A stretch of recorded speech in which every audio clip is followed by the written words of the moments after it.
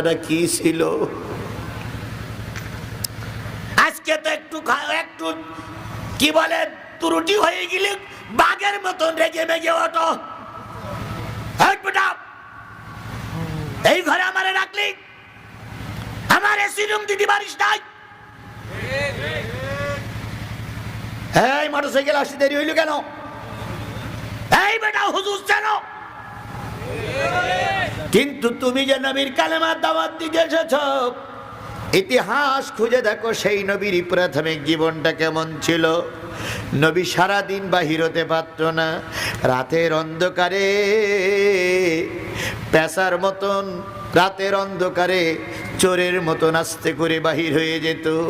কারোর ঘরের দরজায় যে নক করতো, নাড়া দিত। ঘরের ভিতর থেকে আওয়াজ আসতো, এত রাত্রি কে ঘরের দরজায় নাড়া দেয়? নবীজি বাইরে থেকে বলতেন, আনা মুহাম্মদ ইবনে আব্দুল্লাহ, আনা মুহাম্মদুর রাসূলুল্লাহ, আনা খাতামুন নবীন, আনা সাইয়্যিদুল মুরসালিন, আনা নবিউল্লাহ, আনা রাসূলুল্লাহ। কেউ দরজা খুলতো, কেউ দরজা খুলতো না। কেউ বা দরজা খুলে নবীকে সামনে পেয়েছে, গলা ধাক্কা দিয়ে ফেলাইয়ে দিয়েছে। তোমার আমার নবী ওই কাফেরের অত্যাচার সহ্য করতে না পেরে ভূত হয়ে পড়েছে, চিত হয়ে পড়েছে, কাঠ হয়ে পড়েছে। কাফেরেরা উপর্যুপরি নবীর মাথায় বাড়ি দিয়েছে, কাফেরেরা নবীজির পা ধরে টেনেছে, কাফেরেরা নবীজির জামা ছিঁড়ে দিয়েছে, কাফেরেরা নবীজির মাথার পরে পচা নাড়ি ভুড়ি চাপিয়েছে। এত কষ্টের পরেও নবী ইসলাম থেকে দূরে সরে যায় নাই। আর এখন আল্লাহ সুখে রেখেছে, তারপরে ময়দানে তোমারে পাওয়া যায় না।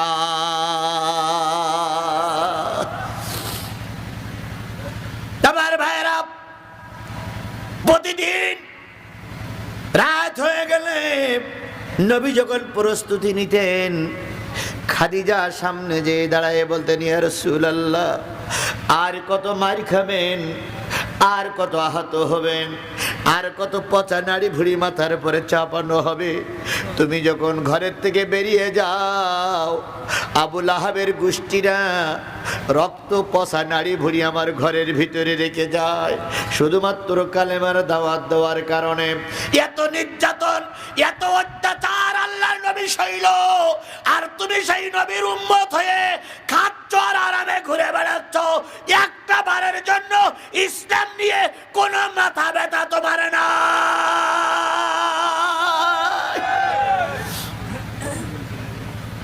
আবার দাবি করে আমি নায়েবে নবী, দাবি করে আমি মঞ্চে বসে কথা বলছি, আমি রসুলের আওলাদ। সেদিন তো একজন মঞ্চে বসে বলেই ফেললো, এই বেটা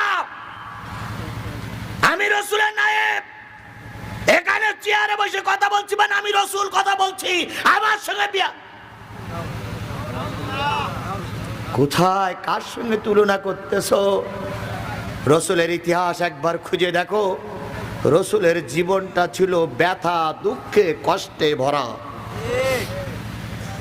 আল্লাহর নবী দাওয়াতের কাজের জন্য বাহির হবেন, খাদিজা রাস্তায় দাঁড়ায় গেলেন, পথে দাঁড়ায় গেলেন, ইয়া রাসূলুল্লাহ একা একা কোন দিকে যাবেন? নবী বলতেন, খাদিজা আমি উত্তর দিকে যাচ্ছি। খাদিজা উত্তর দিকে চেয়ে থাকতেন। খাদিজা আমি দক্ষিণ দিকে যাচ্ছি। খাদিজা দক্ষিণ দিকে চেয়ে থাকতেন। খাদিজা আমি পশ্চিম দিকে যাচ্ছি। নবীজির স্ত্রী খাদিজা পশ্চিম দিকে চেয়ে থাকতেন। যতক্ষণ দেখা যায় ততক্ষণ অন্ধকারে রসুলের দিকে তাকায় থাকতেন। যখন দেখা যাইতো না, খাদিজা দরজা বন্ধ করে দিয়ে দরজার গায়ে পিঠ লাগায়া মালিকের কাছে দুই হাত তুলে ফরিয়াদ করতো, মালিক রে, মোহাম্মদকে অক্ষত অবস্থায় আমার কাছে ফিরিয়ে নিয়ে এসো, মোহাম্মদের লাশ যেন আমার দেখতে না হয়। আমার মায়েরা, বোনেরা, যারা আজকে দিনের কথা শুনতে এসেছেন, শুধু শুনলে হবে না, কাজে পরিণত করা লাগবে। ঈমান আনতে গেলে তিনটা জিনিস লাগবে। কয়টা?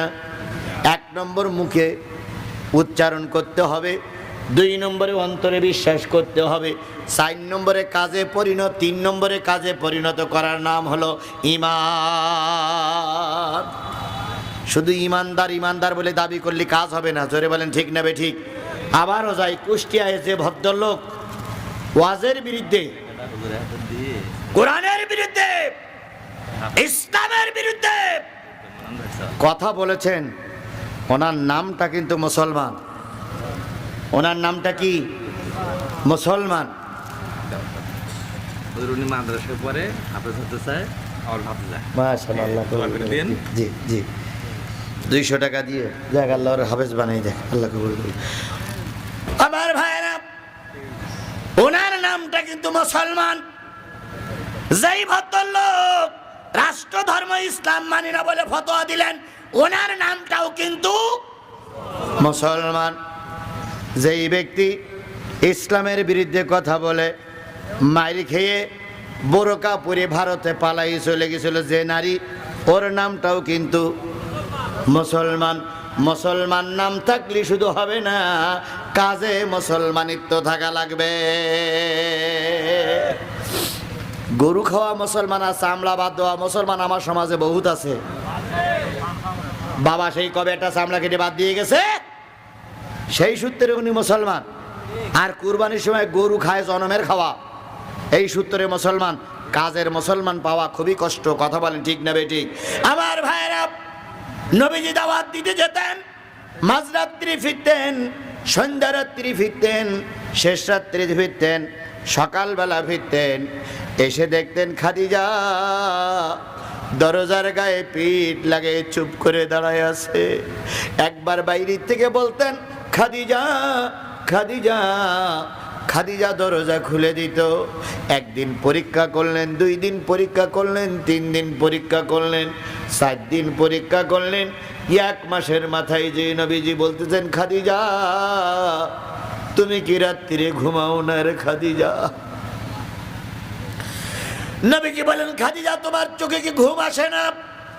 খাদিজা বলেন ইয়া রাসূলুল্লাহ হঠাৎ করে প্রশ্ন কেন?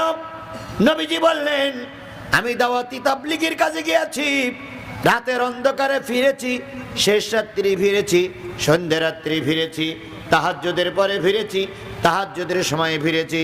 যখনই এসেছি তখনই তোমাকে চেতন অবস্থায় পেয়েছি, তোমাকে ঘুমান্ত অবস্থায় পাইনি। তুমি কি রাতের বেলায় ঘুমাও না? খাদিজা বলেছেন ইয়া রাসূলুল্লাহ আপনি ধর্মের দাওয়াত দিতে গেছেন, আমি যদি বিছানার পরে পিঠ লাগায় ঘুমাই আর আপনি যদি আমার খাদিজা খাদিজা বলে ডাকেন, আমি আল্লাহর দরবারে কৈফিয়ত দিতে পারবো না। তাই আপনার বাইরে বের করে দিয়ে আমি দরজার গায়ে পিঠ লাগায় ঘুমাই, কখন আমার প্রিয়তম নবী ঘরে ফিরবে।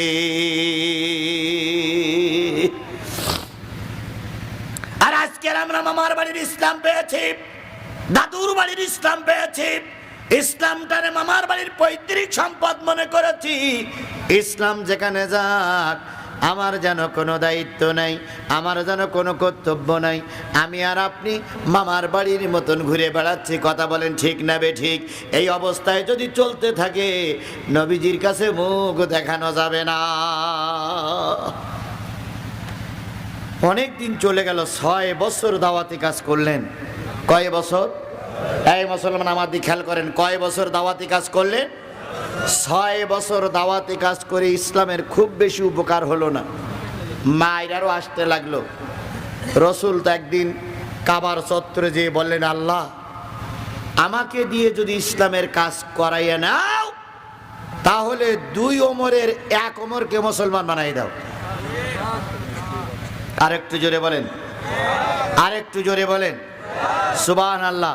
তাহলে নবীদের দোয়া কবুল হয়েছে, বিশ্বাস হয়? জোরে বলেন বিশ্বাস হয়? নবীর দোয়াও কবুল হয়নি। যদি বলেন হুজুর কেমন? আল্লাহ রসুল একটা জানাজায় দোয়া করেছিলেন আব্দুল্লাহ বিন উবাই ইবনে সুলুলের জন্য। আল্লাহ কি বললেন? 80 বারও যদি 70 বারও যদি দোয়া করো দোয়া কবুল করা, তাহলে বোঝা গেল দোয়ার মতন দোয়া হলে আল্লাহ কি করে? কবুল করে। দোয়া যেখানে কবুল হওয়ার যোগ্য না সেখানে যদি দোয়া করা হয় কবুল হবে সুতরাং আজকে আপনারা মরে গেলে আমাদের দিয়ে দোয়া করাই নেন। আমার জেল খাটাইছেন আপনি, আমার নামে মামলা দিয়েছেন আপনি, আমার ওস্তাদকে আপনি ফাঁসিতে ঝুলাই মেরেছেন, আমার ছেলেকে আপনি রাজপথে গুলি করে মেরেছেন, আমার প্রিয় সন্তান আপনারকে আপনার সন্তানেরা পিটাইয়ে পিটাইয়ে মেরেছে। এখন আমার কাছে আপনি দোয়া চাইছেন, হুজুর আমার আব্বা মারা গেছে দোয়া করেন। এখন আমি যদি বলি দোয়া করব না, তাহলে আমার কি হবে? জেল হবে না, ঠ্যাং গুঁড়ো করে কবরে দেবে। সেদিন এক মাহফিলে গেলাম, একজন হাজী সাহেব উঠে বলতেছে, আমার আগে মাইক নিয়ে বলতে, হুজুর কোনো রাজনীতি আলোচনাটা নজর না হয়, আমি অমুক দলের লিডার, আমি বলে গেলাম কোনো রাজনীতি হবে না, তারপরে কোরআন হাদিস থেকে আলোচনা হবে। আলোচনার পরে উনি আমাকে বসে মাইক দেওয়ার পর আমি বললাম যে চাচা কলম আর খাতা কান নেন, নিয়ে আপনি লিখে দেন আমি কোন কোন বিষয়ে কি কি বলবো, আমি সেই কটা কথা বলি আমি বিদায় নেব। তিনি বললেন তার মানে? তাহলে আপনি আমার উপদেশ দিয়েছেন, তাহলে আপনি আমার ওস্তাদ, আপনি লিখে দেন আমি কি বলবো। জনগণ বাধ্য হয়ে ওর মঞ্চের থেকে নামাই দিল, আপনি নামেন। ও নেমে চলে গেল, তবু ওদের খাসলাতের পরিবর্তন হয় না। কথা বলেন ঠিক না বেঠিক? ওরা দোয়া করলে ওই দোয়া তো ওই রকম হবে, এক জায়গার দোয়া আর এক জায়গায় লাগবে। কোন জায়গার দোয়া কোন জায়গায় লাগতেছে ওরা বুঝতে পারতেছে। তাহলে ওটা যদি ওই বেলায় হয়, তুমি আমার ছেলেরে জেল খাটাইয়েছ, তুমি আমাকে হাজত খাটিয়েছ, তোমার জন্য আমি দোয়া করব ঠিকই, মুখী মুখী অন্তর দিয়ে ভালো দোয়া বাহির হবে না, হবে না, হবে না। যদিও হয়, আমার আল্লাহ বলে দিলেন 70 বারও যদি দোয়া করো আমি আল্লাহ কবুল করব না। নবীর দোয়া কবুল হয়নি, তোমার আমার দোয়া কবুল হবে না। কথা বলেন ঠিক না বেঠিক? এই জন্য পরিত্রাণ পেতে গেলে কিসের ছায়াতলে আসতে হবে? কিসের ছায়াতলে আসতে হবে? কোরআনের ছায়াতলে আসতে হবে, ইসলামের ছায়াতলে আসতে হবে যদি পরিত্রাণ পেতে চাও, নতুবা পরিত্রাণ পাওয়া যাবে না। ওমর কয়জন? একজন হলো ওমর ইবনে খাত্তাব, আর একজন হলো ওমর ইবনে হিশাম। ওমর ইবনে খাত্তাব হলো হযরত ওমর রাদিয়াল্লাহু তাআলা আনহু, আর ওমর ইবনে হিশাম কে বলেন তো? এই মুসলমান আমার দিক ফেরেন, কে বলেন তো ওমর ইবনে হিশাম কে? আবু জেহেল। আল্লাহর নবীর দোয়া কবুল হয়ে গেল, হযরত ওমর কালেমা পড়ে মুসলমান হয়ে গেল। সুবহানাল্লাহ বলেন। হযরত ওমর যখন কালেমা পড়লেন, পড়ার পরে বলেন ইয়া রাসূলুল্লাহ, আমি যে কালেমাটা পড়লাম সত্য না মিথ্যা? হুজুর বললেন এই কালেমা বেহক সত্য। হযরত ওমর বললেন যদি এই কালেমা সত্য হয় আমি ওমর আর দরজা দিয়ে পড়ব না, এই কালেমা আমি প্রকাশ্য দিবালোকে ময়দানে পড়ব।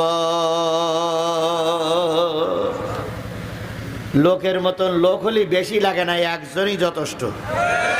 কথা বলেন কয়জন যথেষ্ট? একজন যথেষ্ট। সেই লোক আমাদের দেশে কয়েকজন ছিল, যেমন আল্লামা সাঈদী একজন, তারপরে মামুনুল হক সাহেব একজন। মামুনুল হক সাহেব কিন্তু হকের পক্ষেই ছিলেন। আমির হামজা একজন, এরপরে আজহারি একজন। এগুলো বাছাইকৃত ইসলামে সিফা ও সালার। কথা বলেন ঠিক না বেটি? এইগুলো মানুষগুলোরে বন্দি করে রেখেছ, কারণ তাদের একটাই দোষ, ওয়ামা নাকামু মিনহুম ইল্লা ইউমিনু বিল্লাহিল আজিজিল হামিদ। তাদের একটাই দোষ হচ্ছে তারা মহাপরাক্রমশালী আল্লাহর কথা বলে গেছে। বড় হুজুরকে আপনারা জেলখানায় ভরে রেখেছেন। বিশ্বাস করুন, আজকে আমাদের মতন কিছু ছোট হুজুর, ছোট বক্তা, ছোট আলেম, এদের চাহিদা অনেক বেশি, কিন্তু আল্লামা সাঈদীর জীবনে কোনো চাহিদা ছিল না। বড় হুজুর যদি টাকার পিছনে মেহনত করতেন, গোটা 64টা জেলায় 64টা সোনা দিয়ে বাড়ি বানাই থেকে পারতেন। কিন্তু তিনি টাকার পিছনে মেহনত করে যান নাই, তিনি সারাটা জীবন কোরআন প্রচারের পিছনে মেহনত করেছেন। কথা বলেন ঠিক না বেঠিক?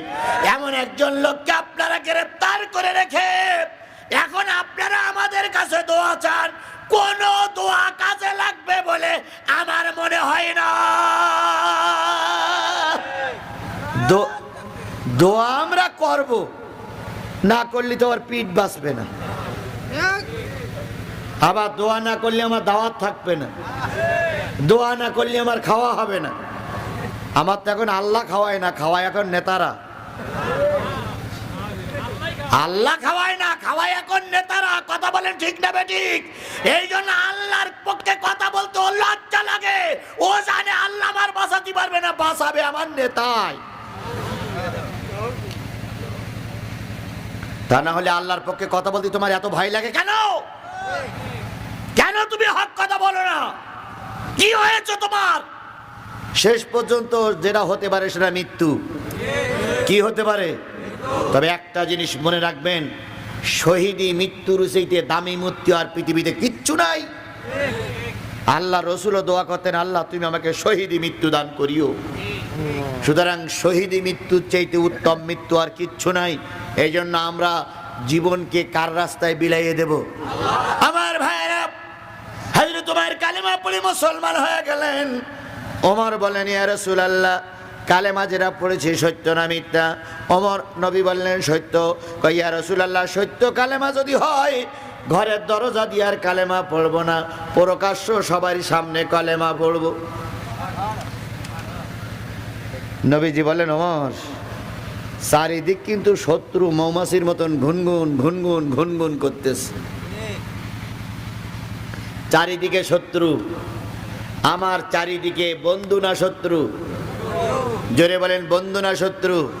অন্তত এ জায়গাটায় বন্ধু আছে। কথা বলেন ঠিক না বেঠিক? আমার ডাইন পাশে আলেমেরা বসা, বাম পাশে আলেমেরা বসা, পিছনে আলেম ওলামা বসা, সামনের দিনে ভাইরা বসা। সুতরাং আমি জানি এখানে আমার শত্রু কম, এখানে আমার বন্ধু বেশি। কিন্তু আমার যখন কথা বলেছে চারিদিকে শুধু শত্রু শত্রু আর শত্রু। নবীজিও বলেন আমার চারিদিকেই কিন্তু শত্রু। এই মুহূর্তে কথা বলাটা কঠিন হয়ে যাবে। হযরত ওমর মিসকে হাসি দিয়ে বলেন, ইয়া রাসূলুল্লাহ, আপনি আমার নাম শুনেছেন হয়তো, কিন্তু আসল চরিত্র সম্পর্কে আপনি হয়তো খুব বেশি খোঁজ রাখেন না।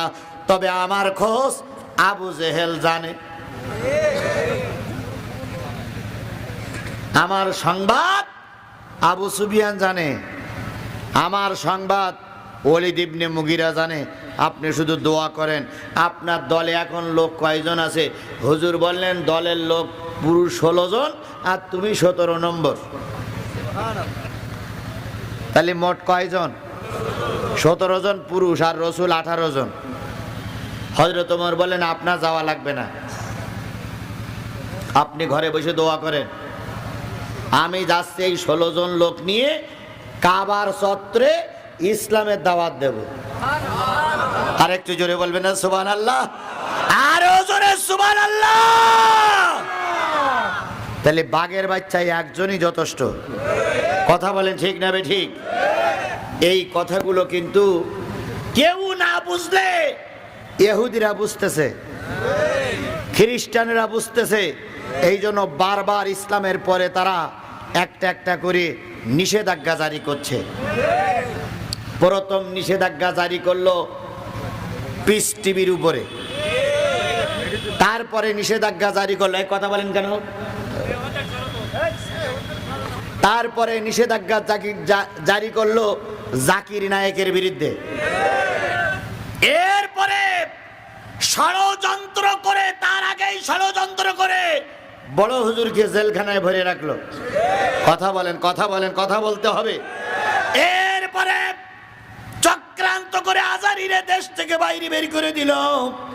এরপরে চক্রান্ত করে আজারির মাহফিলগুলো বন্ধ করে দিল।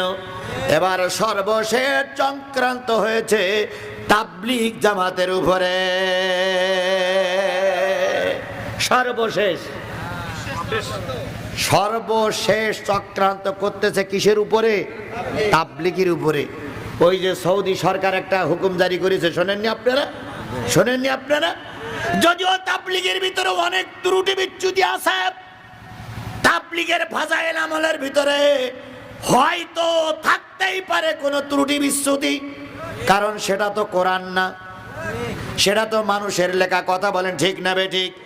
হয়তো তার ভিতরে কোনো ত্রুটি বিচ্যুতি থাকতে পারে, কিন্তু তাবলিগ ভাইদের অন্তত আর যাই হোক একটা বড় গুণ আছে, তারা নিজের খেয়ে নিজের গায়ে গোটা বিশ্বে কালেমার দাওয়াত দিচ্ছে।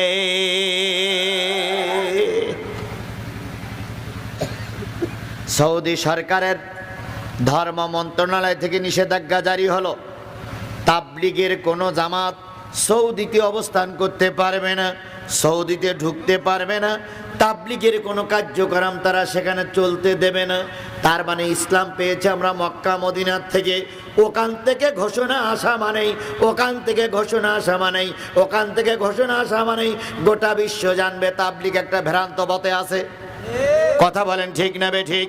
এভাবে করে একের পর এক চক্রান্ত চলতে আছে যাতে করে ইসলামটারে নির্মূল করা যায়। সরকার বাহাদুরকে বলি, আপনার বাবা ছিল মুসলমান, নিশ্চয়ই আপনি মুসলমানের মেয়ে, আপনি একজন মুসলিম নারী, আপনার মাথায় কাপড় থাকে, আপনি 5 ওয়াক্ত নামাজ পড়েন, আপনি কোরআন তেলাওয়াত করে দিনের কাজ শুরু করেন, রাতে শোবার সময় নাকি কোরআন তেলাওয়াত করে শোন, মাঝে মাঝে আপনি নাকি তাহাজ্জুদের নামাজও পড়েন, মাঝে মাঝে আপনি নাকি দান সদকা করেন, মাঝে মাঝে আপনি মাঝে যখন মিছিল মিটিং হয় তখন শোনা যায় কি বলে, মিছিল বন্ধ করো, নেত্রী নামাজে আছে। তাহলে কত বড় ধার্মিক লোক আপনি, কত বড় একজন ধার্মিক আল্লাহওয়ালা লোক আপনি।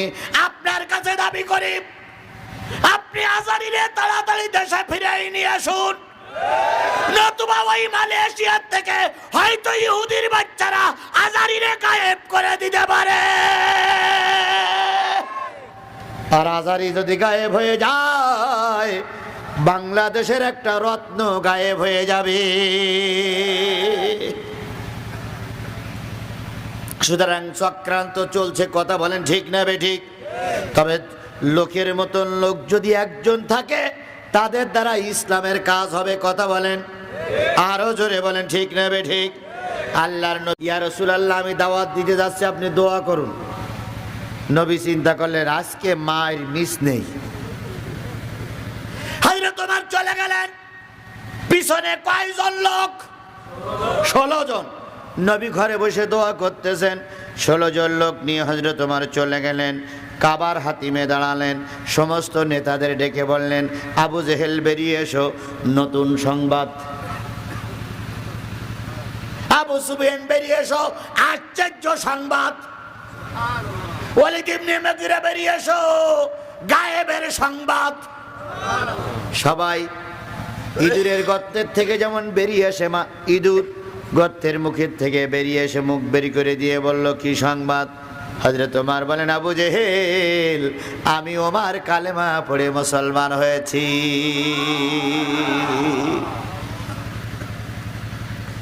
আবু জেহেল বলতেছে লাত উজ্জার লজ্জাস্থানের কসম, তুই ধ্বংস হ। তুই এই কথা বলার জন্য আমাকে ডাকলি? তুই ধ্বংস হ, তুই এই লাতের ওই লজ্জাস্থান আর তুই সমান। ওদের এটা গালাগালি ছিল, এটা লাতের উজ্জার ওই লজ্জাস্থানের সঙ্গে গালাগালি দিলে এইটা খুব নাকি চরমভাবে মানুষের গায়ে লাগছে। তো এই কথা বলে যখন আবু জেহেল চলে যাচ্ছে তখন হযরত ওমর বলতেছে যাও যাও, কিন্তু যাবার আগে একটা কথা শুনিয়ে যাও। আবু জেহেল বলতেছে কি? আমি ওমর কালেমা পড়ে মুসলমান হয়েছি, আজকের থেকে আমি ওমরের দলের লোক, যা করি যাও, এবার আর কোনোদিন যদি রসুলের দিকে বেকা নজরে তাকাও চোখ তুলে ফেলবো।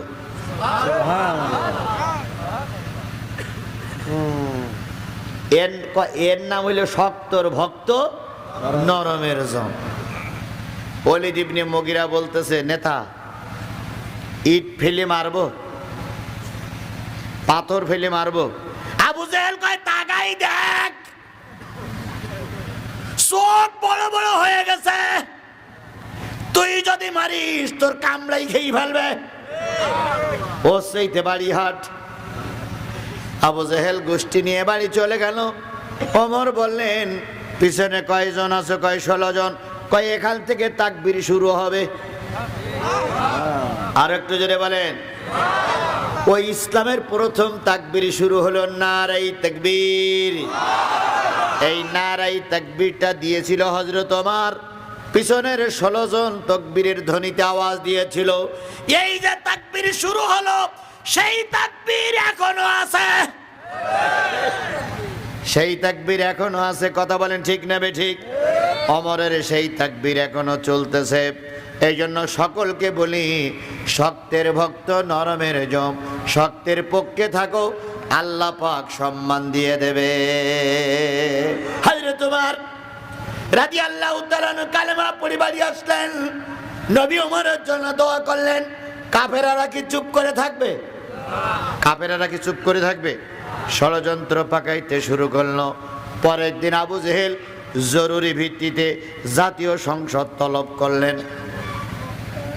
জাতীয় সংসদের এমপি মন্ত্রী যারা যারা আছো, সব দারুন নাদোয়ায় চলে এসো, রাসূলকে মারার জন্য আইন তৈরি করা লাগবে।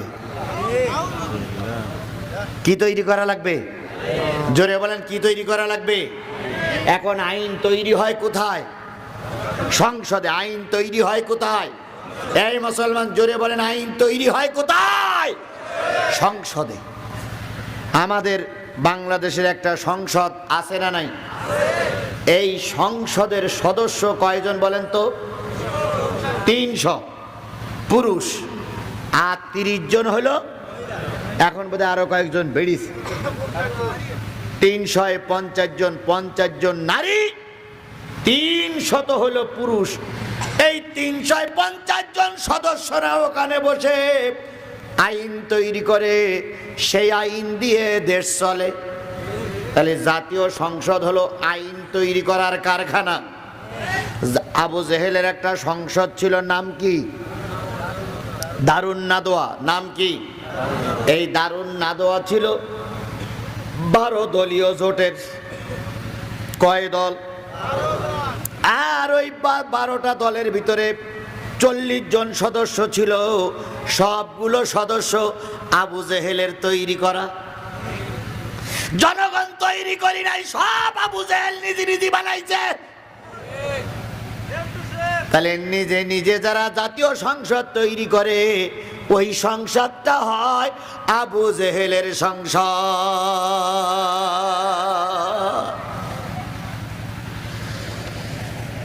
এখন যদি ব্যাখ্যা করতে যাই,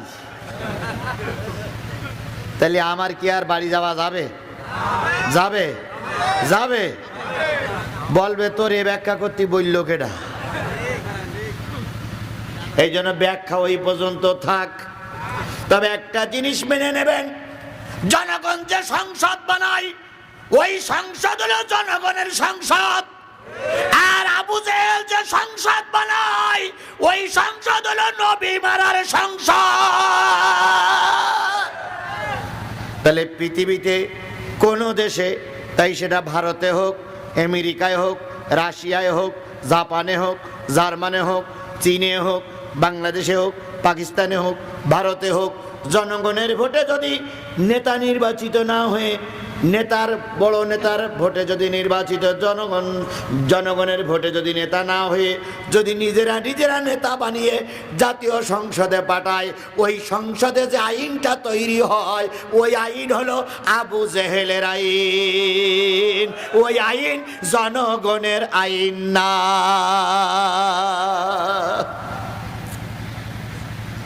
জনগণের আইন হলে ওই আইন দিয়ে নবী মারা যায় না।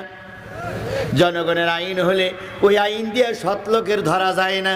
জনগণের আইন হলে ওই আইন দিয়ে নির্দোষ মানুষের ফাঁসি দেওয়া যায় না। কিন্তু জালেমদের তৈরি করা আইন হলে ওখানে নবী নবী মারা যায় ওখানে আলেম মারা যায়।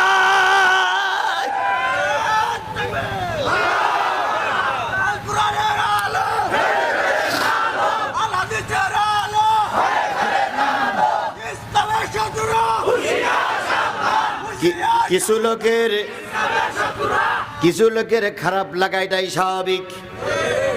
জোরে বলেন ঠিক না বে ঠিক? চুরি করলি দোষ নাই, বললি দোষ। জেনা করি ধরা পড়িস, ধরা পড়ে নেড়াও করে দিয়েছে, আবার মসজিদ থেকে পিছনের লাইনে নামাইও দিয়েছে। এই কথাটা শুধুমাত্র চাটমোহরের লোক জানে। পাবনায় এক জায়গায় দাওয়াত খেতে গেছে, একজন লোক বলতেছে শুনলাম একটা লোকের নাকি নেড়া করে দিয়েছিল, পিছনের লাইনে নামাই দিয়েছিল। সে লোক নাকি আমাদের মজলিসে আছে। গ্রামের আর এক লোক আছে, ও নেড়া চিন্তা করতেছে, ও জেনা করে চিন্তা করতেছে। এই লোক মনে হয় গল্প করিস।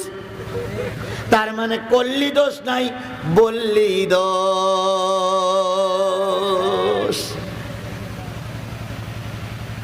বিশ্বাস করো, বড় আলেমদের ফাঁসি দিয়েছিল যারা, তারা 155 জন ছিল বিনা ভোটে নির্বাচিত এমপি।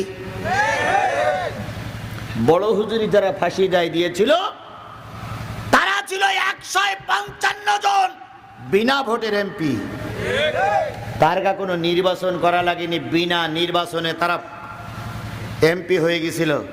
তাহলে বিনা নির্বাচনে বিনা ভোটে যারা এমপি হয় তারা কোনো আলেমের বিচার করতে পারে না, তারা কোনো আলেমের বিচারে ধারে কাছে যেতে পারে না। ওদের বিচার আর আবু জেহেলের বিচার এক এক এক, এর ভিতরে কোনো পার্থক্য নেই।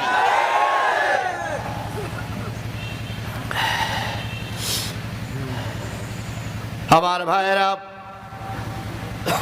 যে জিনিসটা বোঝাতে চাচ্ছিলাম সেটা হলো, আবু জেহেল সংসদ বসলো, ডাকলো। আবু জেহেলের সংসদে কয় দল, কয়জন সদস্য? জাতীয় সংসদ ডাকা হলো 40 জন সদস্য। যখন যাচ্ছিল, আবু জেহেল যখন যাচ্ছিল, একজন মুরব্বির সঙ্গে দেখা। তিনি ছিলেন পৃথিবীর সবচেয়ে বয়স্ক ব্যক্তি। নাম কি বলেন তো? আচ্ছা, ইবলিসের বয়স বেশি না আদমের বয়স বেশি? কথা মনে হয় বুঝতে পারেন নাই। তৈরি করতে চেয়েছিলেন আল্লাহ। ওয়াইজ ক্বালা রাব্বুকা লিল মালাইকাতি ইন্নী জাইলুন ফিল আরদি খলিফা। তখন কি ইবলিস ছিল না ছিল না? তাহলে বোঝা গেল আদমের চাইতে ইবলিসের বয়স।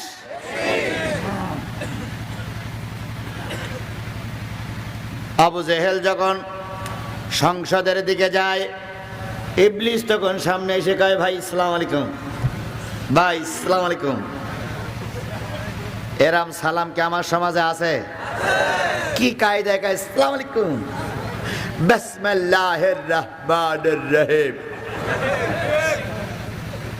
বিসমিল্লাহ সহি করে পড়তে পারে না, সালাম সহি করে দিতে পারে না। তিনি আমাদের সমাজের নেতা হতে চায়। কথা বলেন ঠিক না বেঠিক? আরো জোরে বলেন ঠিক না বেঠিক? সময় কিন্তু ঘনিয়ে আসছে, 15 মিনিট সময় আছে। সুতরাং যে যেখানে আছেন এসে বসেন, দোয়া হবে। আচ্ছা, সেটা হবে। আপনারা যারা দাঁড়িয়ে আছেন বসেন, দোয়া হবে। এই যে কি বলে, লাইট জ্বলতেছে, ওই যে জেনারেটর চলতেছে, এই জেনারেটরের আওয়াজটা আমাদের কানে বড্ড কষ্ট দিচ্ছে। জেনারেটরটা অন্তত একটু দূরে বসাতে হতো, যাতে করে আমাদের কানে আওয়াজটা না আসে। কারণ ওই আওয়াজ ঠেকানোর জন্য আমাকে অনেক চেল্লাই কথা বলতে হচ্ছে। এই জন্য আজকে যারা হয়ে গেছে ওরা তারা ঠেকানো যাবে না। এই জন্য আজকে যত তাড়াতাড়ি পারি কষ্টের থেকে বেঁচে আমি আপনাদের নিয়ে দোয়া করব। ভাই, 2-1 জন উঠে যাওয়াটা কিন্তু খারাপ। আমি কিছুদিন আগে একটা মাহফিল করে গেছি অর্জুনপুর। ওখানে মায়েদার 53-56 আয়াত আলোচনা করেছিলাম। হ্যাঁ, হুবহাব, এই তো মনে আছে। জি, আজকে আমি আলোচনা করতেছি সূরা, হ্যাঁ, সূরা মায়েদার 67 নম্বর আয়াতের আলোচনা করতেছি আমি আজকে। সুতরাং আমি আপনাদের কাছে দাবি করছি আজকের আলোচনাটা আমরা শেষ করে দোয়া করে চলে যাই।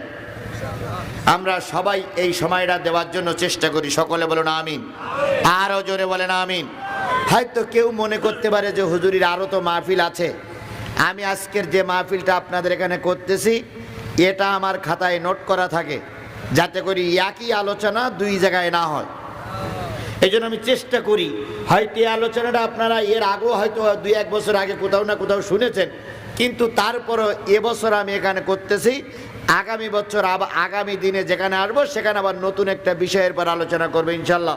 এই জন্য যারা চলে যাচ্ছেন বা যারা রাস্তায় আছেন, আসেন আজকের আলোচনাটা শেষ করে আমরা দোয়া করে চলে যাই। আল্লাহ আমাদের কবুল করুক, সকলে বলুন আমিন। আমি কিন্তু একটা আয়াতের পর আলোচনা করছি, সেটা হচ্ছে ইয়া আইয়ুহার রাসূল বাল্লিগ মা উনজিলা ইলাইকা মির রাব্বিক, হে আমার নবী, রবের পক্ষ থেকে এই 6666 আয়াত যা পেয়েছো সব মানুষের কাছে কি করে দাও। রসুল দাওয়াতে তাবলিগ করতে যেয়ে কত বিপদের সম্মুখীন হয়েছিলেন, আমি এইটা বোঝানোর জন্য কথাগুলো বলতেছি। কথা কি বুঝিয়ে আসছে? রসুলের দাওয়াতে তাবলিগ আর আপনার আমার দাওয়াতে তাবলিগের কাজ এক হচ্ছে। রসুল দাওয়াতের তাবলিগের কাজ করলেন, পদে পদে প্রতিবন্ধকতা হয়েছে, পদে পদে মারি খেতে হয়েছে। শিয়াবে আবু তালেবের 3.5 বছর জেল খাটতে হয়েছে। তুমি আমি দাওয়াতে তাবলিগের কাজ করি, কেউ আমার দিকে একটা ফুল ফেলেও মারে না। তাহলে বোঝা গেল রসুলের তাবলিগ আর তোমার আমার তাবলিগ এক হচ্ছে না। আল্লাহ পাক বোঝার তৌফিক দান করুক। আমার ভাইয়েরা, দারুন নাদওয়ায় সিটিং এ যাচ্ছে নেতা, দেখা হলো কার সাথে? মুরব্বি। আসসালামু আলাইকুম। ওয়ালাইকুম আসসালাম। আপনারা চেনা চেনা মনে হচ্ছে। ইবলিস তখন বলছে, চেনেন না? আমি এই এলাকার সবচেয়ে বড় মুরব্বি। কি করে আপনি মুরব্বি হলেন? কে আবু জাহেল? আমি নমরুদের করুণ দৃশ্য দেখেছি, আমি ফেরাউনের নীল নদে ডুবে যেতে দেখেছি। তাহলে আমার বয়স কত এবার বোঝো। কি বলতে চান আপনি? কই তুমি কোথায় যাচ্ছ? ব্যাগ এক কান হাতে করে নিয়ে, ব্যাগ এক কান হাতে করে নিয়ে কোথায় যাচ্ছ? আমাদের দেশের একটা কৌশল আছে, কিছু একটা হলেই ব্যাগ নিয়ে দৌড়ি করে। আপনাদের পাবনার এক নেতার যখন ফাঁসি হলো, পাবনার এক নেতার যখন ফাঁসি হলো, তখন প্রসিকিউটররা দেখা গেল সন্ধ্যের একটু আগে বিরাট এক ব্যাগ নিয়ে দৌড়চ্ছে। সাংবাদিকরা জিজ্ঞেস করলো, কই যাও? কই নেতারা ক্ষমা ভিক্ষা চাইছে, তাই রাষ্ট্রপতির কাছে নিয়ে যাচ্ছি। আচ্ছা, ক্ষমা ভিক্ষা চাইতে গেলে ছোট্ট একটা কাগজে লিখতে হয়, আমি মোহাম্মদ উমুক ক্ষমা ভিক্ষা চাইছি। তো বড় বাক্স কেন? এ বাক্স নেজানিটা একটা কৌশল। কথা বলে ঠিক না বেঠিক? ওই কৌশল আবু জেহেলের আমলের থেকে ছিল, এখনো চলতেছে।